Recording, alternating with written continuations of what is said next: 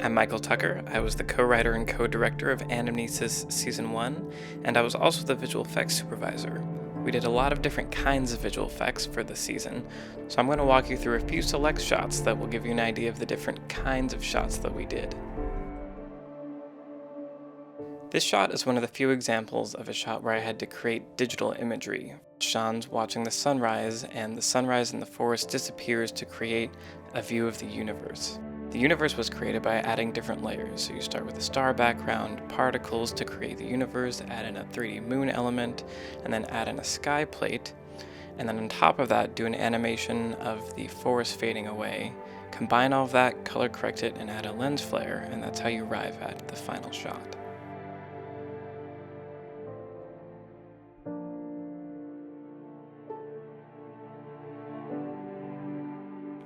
This shot is an example of using visual effects to enhance what was filmed on the day, to give it a more dreamlike, magical feel. We actually were there at sunrise, but it didn't look anything like this. This is what the final shot looks like, and this is what it looked like in camera on the day. To achieve the final effect, I composited out the sky, found a picture of a pretty sunrise, and composited it in, tracked the camera motions, add a lens flare and color correction, and 2-3-5 bars, and that's how you arrive at the final shot. This shot is a pretty simple effect. Noah looks at his hand, and for a moment it looks like his finger isn't there.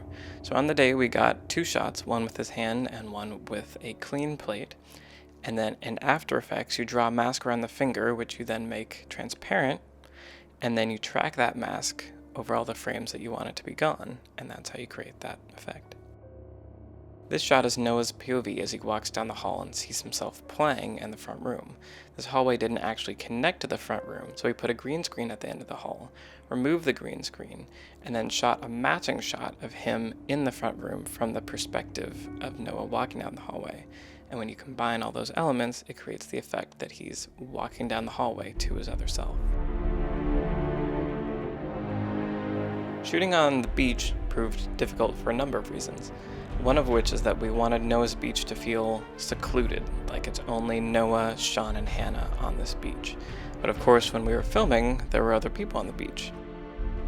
What I ended up doing was taking a still frame of the shot, painting out that person in the still frame, and then tracking that still frame across every frame that person was in the actual shot. Luckily, the camera moves so quickly that you can't even notice that anything's wrong, and it ends up looking like it's just Noah, Sean, and Hannah on the beach. So this shot of Sean and Hannah watching Noah, we weren't actually able to get on the day. We didn't even know we needed it until we were in the edit. What we did get was a shot of Sean and Hannah watching where Noah used to be after he's disappeared. And we got Sean watching Noah, and so I was able to combine these two shots. First, I stabilized the shot of Sean and Hannah to remove all of the handheld motion. Then I grabbed the Noah element from the shot over Sean's shoulder, and I combine it with the Sean and Hannah shot, and then add back in that handheld motion. And so it looks like Noah was there when we shot the shot. Shooting on the beaches in Santa Barbara is great because the beaches are beautiful, except for the fact that in the distance you can see these oil platforms. In this shot, they were really prominent and we thought they were distracting, so we wanted to remove them. This required painting out all of the sections where the oil platforms were and drawing a mask that I had to rotoscope along Noah's path because he crosses in front of them. And this allows you to remove the oil platforms in the final shot. This is an example of a very subtle effect that we were able to achieve with visual effects. Hannah looks up and says, "Hi, Sean," because she can see Sean even though we, the audience, can't. We wanted the eye line to be exactly where Sean would be sitting, so we actually shot her portion of the shot with the actor, Zach, sitting across from her.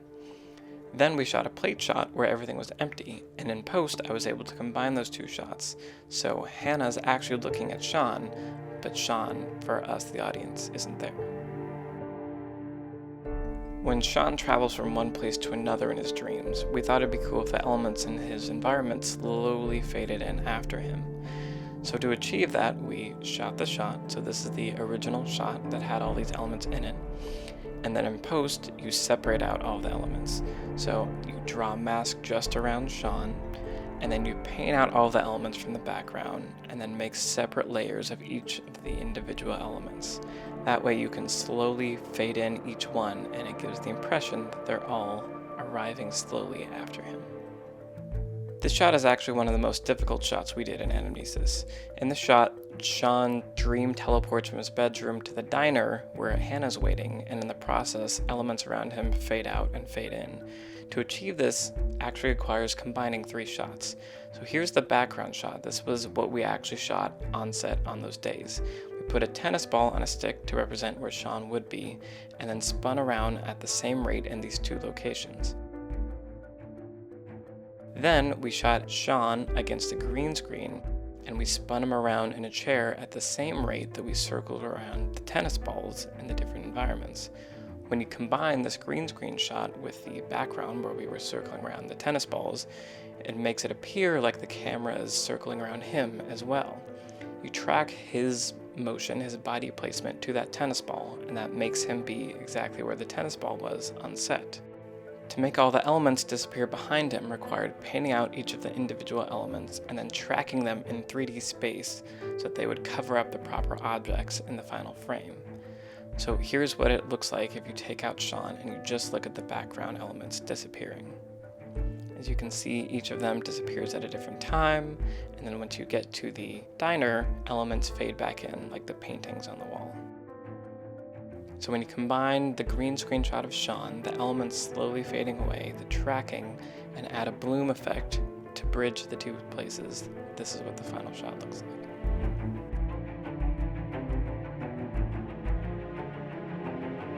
This final shot is an example of a very subtle effect that we did a lot in Anamnesis. The goal is to smooth out jittery or imperfect camera motions. Many times on set, actors move in ways that the cameraman can't anticipate, and so the framing slips for a moment or 2. In this instance, Vera drops low in her seat, and even though the cinematographer tried to anticipate it, it's impossible to know exactly when the actor is going to do their motion. Here you can see the original shot. The camera move isn't quite as smooth, and the final frame isn't exactly what you'd want it to be. Looking at the original shot again, there's this moment where the camera pans down a little too quickly, and this final frame where there's a little too much headroom. This is that same shot smoothed out. The camera moves to keep Vera in frame perfectly the whole time. Since it's a subtle difference, this can help you visualize the change. Watch the blue tracking marker on this original shot. As you can see, the path is wiggly and moves at different speeds at different times. Now watch the same tracking marker on the final smoothed out shot. It's a straight line and moves in perfect smoothness. It's a subtle change, but one that makes a difference.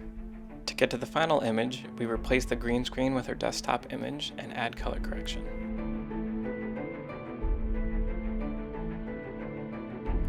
There were over 150 shots that were manipulated in post for Anamnesis. Hopefully these examples have given you a good overview of the work that was done to arrive at the final version of Anamnesis Season 1.